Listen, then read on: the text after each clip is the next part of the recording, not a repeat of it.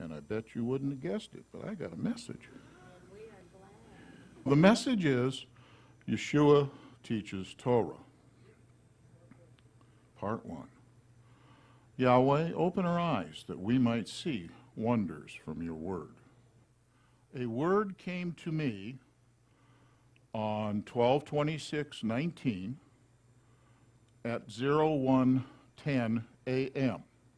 And that word was Immanuel. What would El, God, that is, do if he was with us? Immanuel means God is with us. What he would do is he would teach us his ways. Now this is the rest of the word. Yahweh sent Yeshua to be El with us, Immanuel, so that Yeshua could teach us Yahweh's ways. And this is from Isaiah.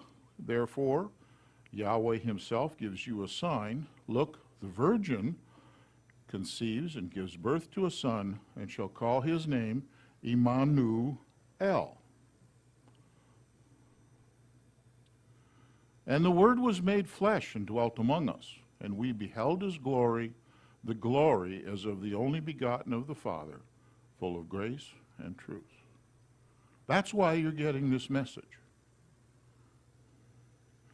Yeshua teaches Torah. In Matthew chapter 5, that's where we're going to be at, Yeshua begins teaching his Talmidim. Talmidim is a Hebrew word meaning students or disciples.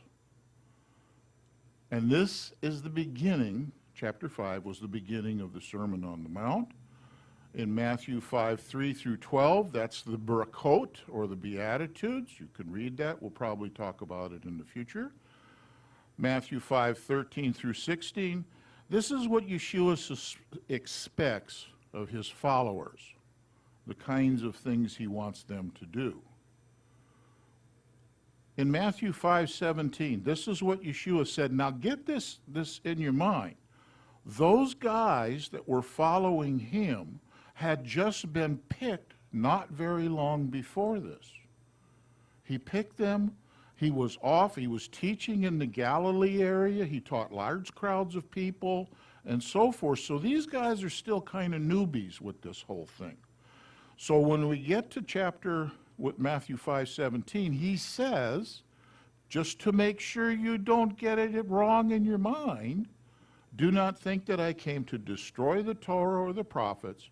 I did not come to destroy, but to complete. This is an idiomatic statement. It's a Hebrew idiom. And it means that to destroy the Torah means to incorrectly teach it.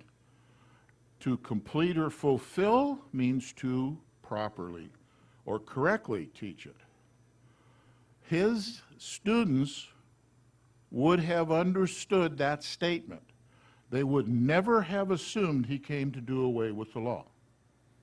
Just would not have happened. Yeshua teaches his halakha. Halakha is another Hebrew word. And you can spell it with a CH or a K. Halakha, and that's what it looks like, comes from the Hebrew verb to walk or to go. Halakha is a normal thing in Jewish society, in Hebrew understanding. The sages, the rabbis had a particular halakha, a particular way. They taught it to their students. Their students lived that way. That was their how to do things. Okay? It instructs the Talmid, or the follower, in the ways of acting, in the habits that they're supposed to have, in their customs, and in guidance of their daily practice. His halakha might be, I want you to pray 3 times a day, but I want you to do it in this particular way. Go into your private room and close the door and stuff like that. I would suspect Yeshua would have said that, because he talks about that later. Halakha will actually set apart the Talmid or the follower, from the rest of the people. They will know who they are because they are following Yeshua. They can see them, the people can see them doing Yeshua things.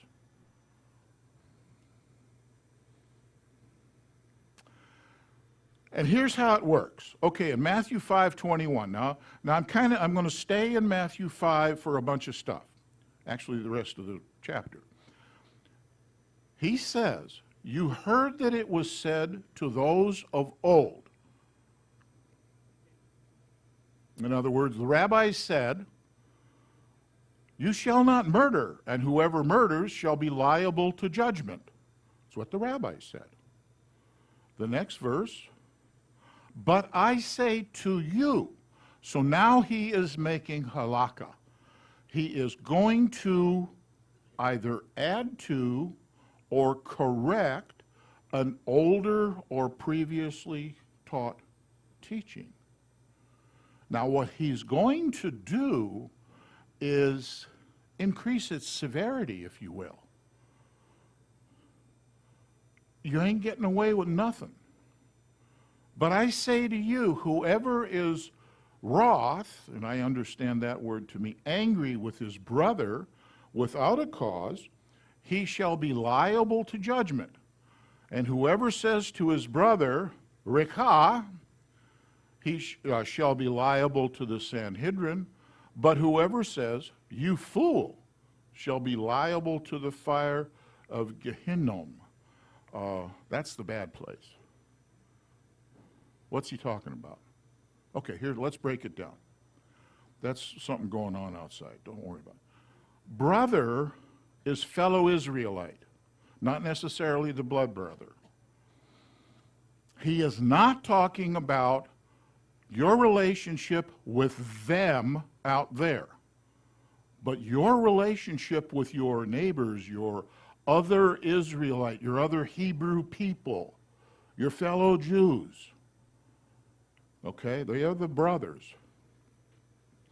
Rekah means empty-headed fool or worthless person. The Shem Tov uses the word pachut, which means inferior person. So you're not just calling him, a dud or something like that. You're saying he is inferior to you. He is a worthless person. He's lower than low. In late Second Temple times, now here's how this stuff works, okay? In late Second Temple times, a man's honor was as valuable as his life. Your standing in the society was more important, maybe, than anything. Speaking against someone's honor could destroy their position in the community.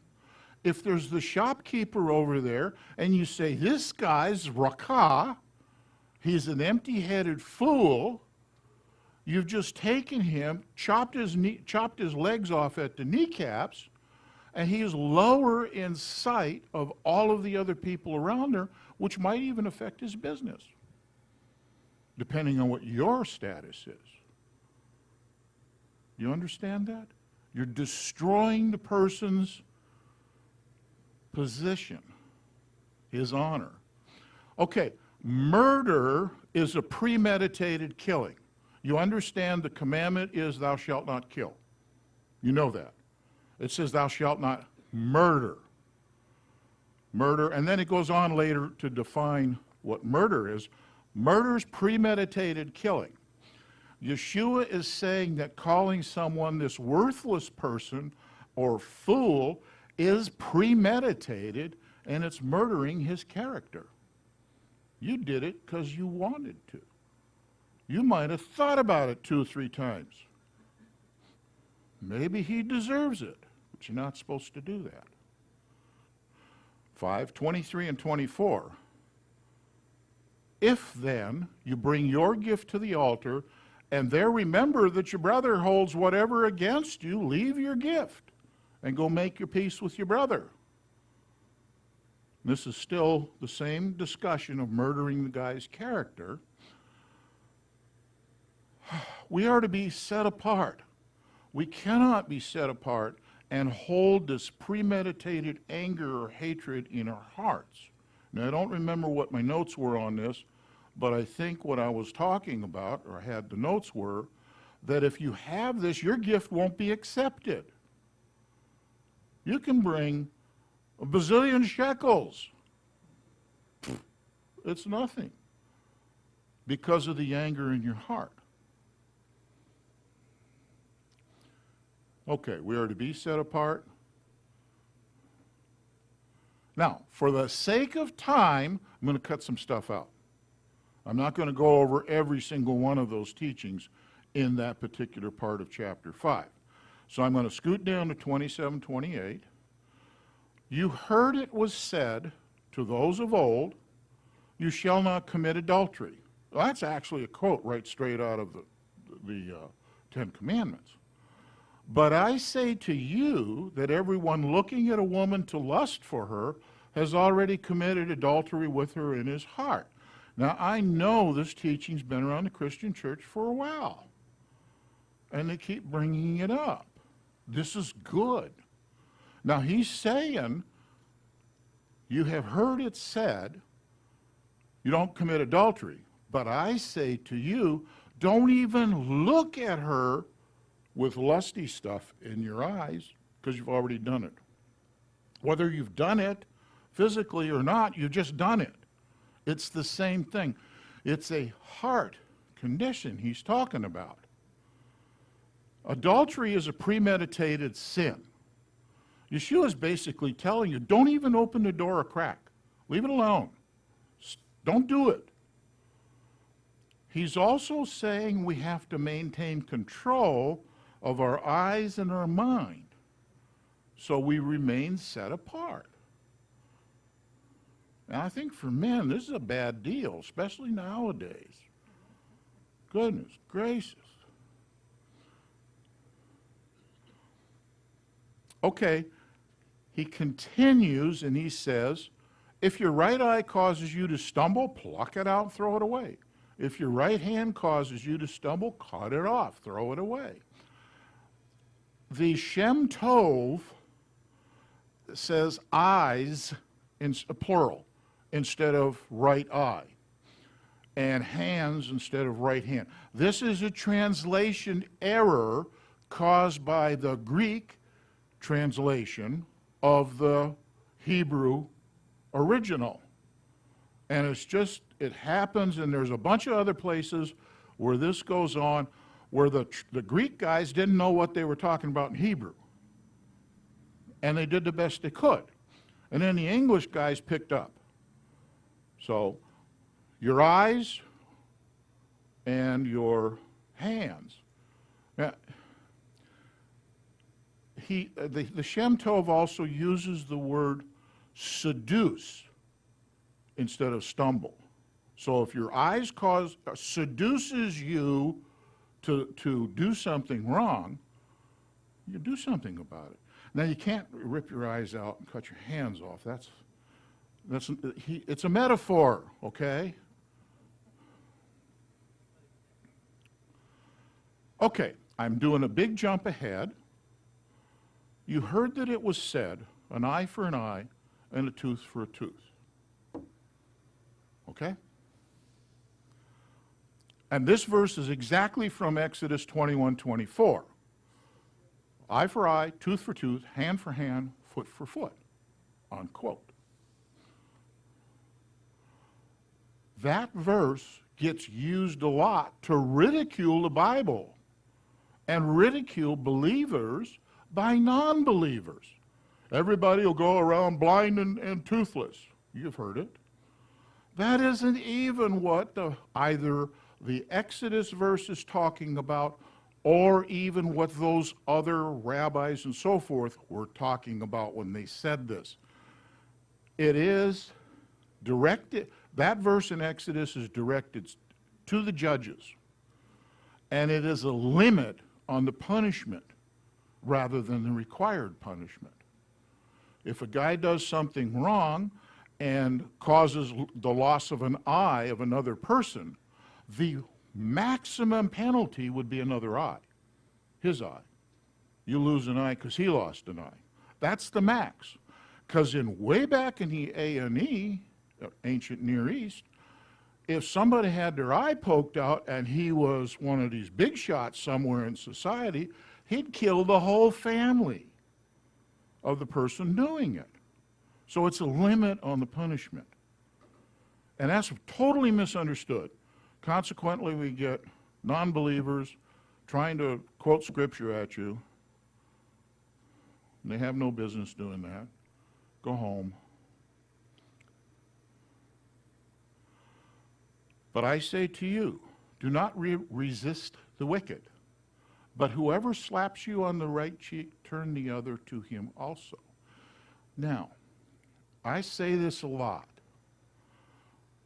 Put your mind into the situation that Yeshua is doing right now. He is speaking to a bunch of people. You just go there and stand beside him and watch this whole thing. There are no videos of it. So you have to go with your mind and observe the things that are happening. What is he saying? Now observe how he is saying this. You slap a man on the right cheek. Everybody in the world's right-handed in that time of the world. They didn't recognize left-handed people. The right hand, if you had a person facing you, and you slapped him across the right cheek, what have I got here?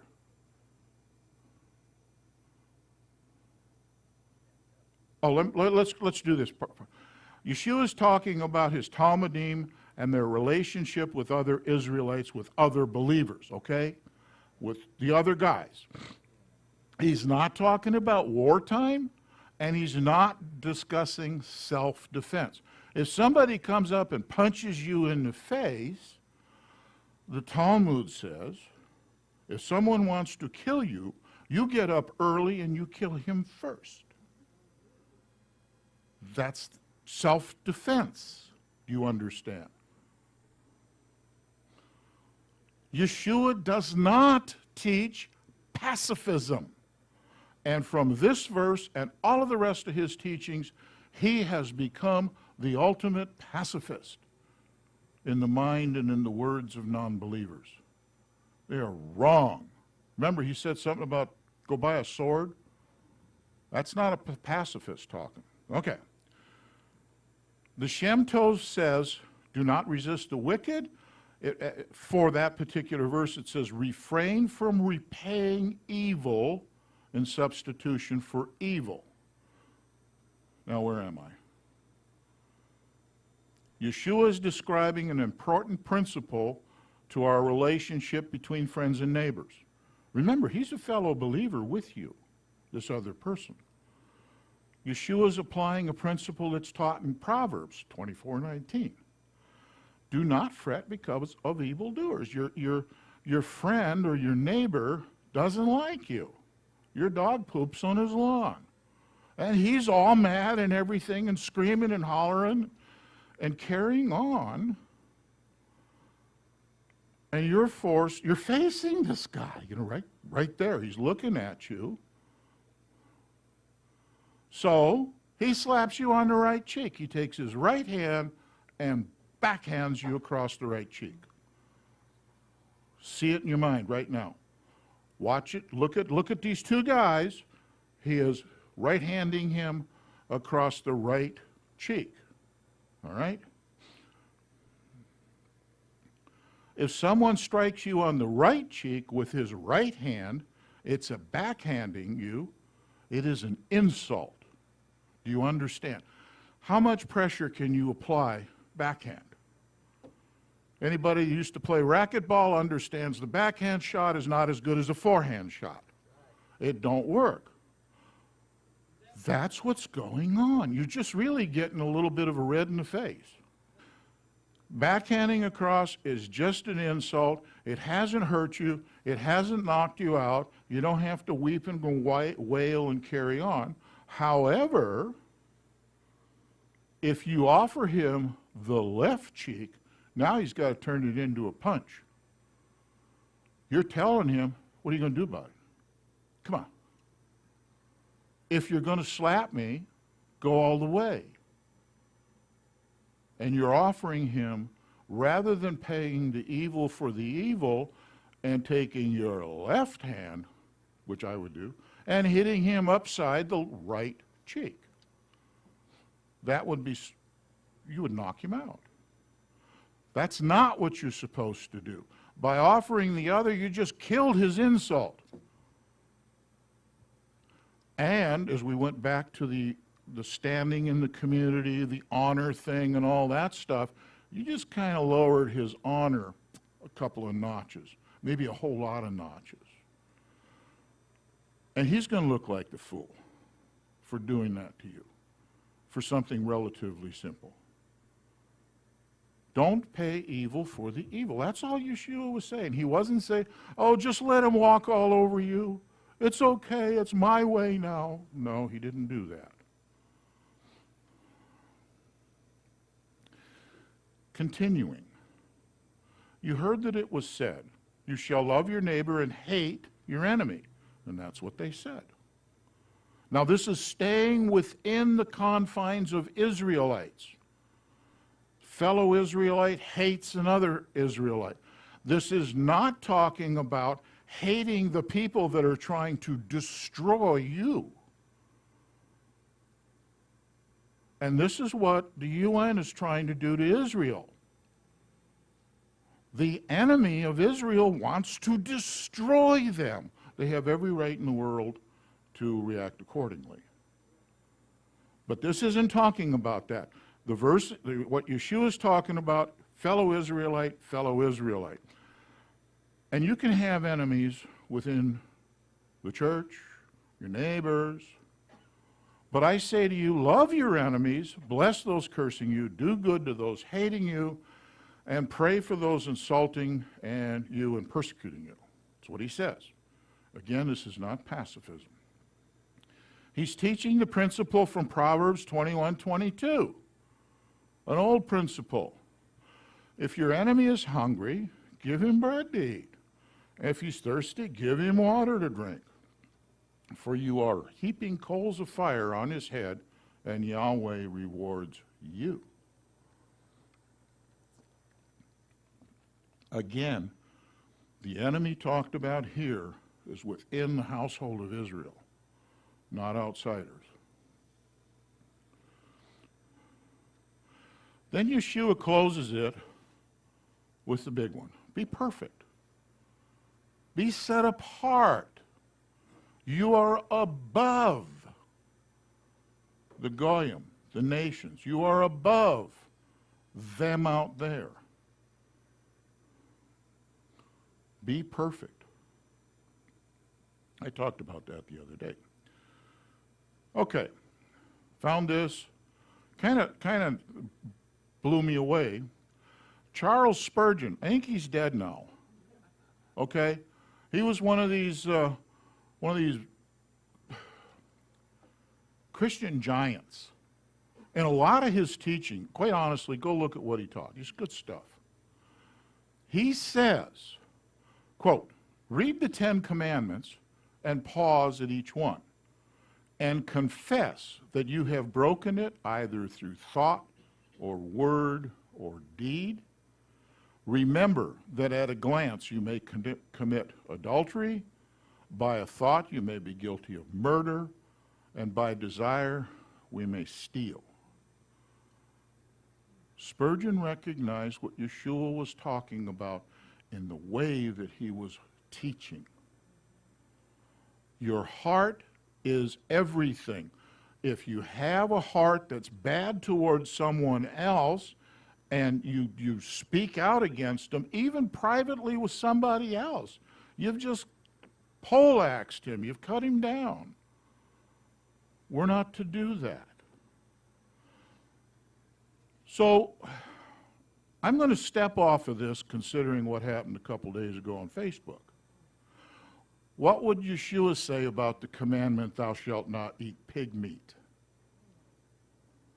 If he was talking about adultery and murder in the fashion that he did, what would he say? Would he say, don't even go in the same room where it's cooking, lest you smell it and be driven away and wanting a piece of it? It smells good. Bacon smells super good. Yeah? It does. Don't even do that. Don't open that door. Looking with lust at the woman dressed in scantily postage stamps. Don't do it. What about the Sabbath? What would Yeshua say? You have heard it was said, you shall not work on the Sabbath. But I say to you, what would he say?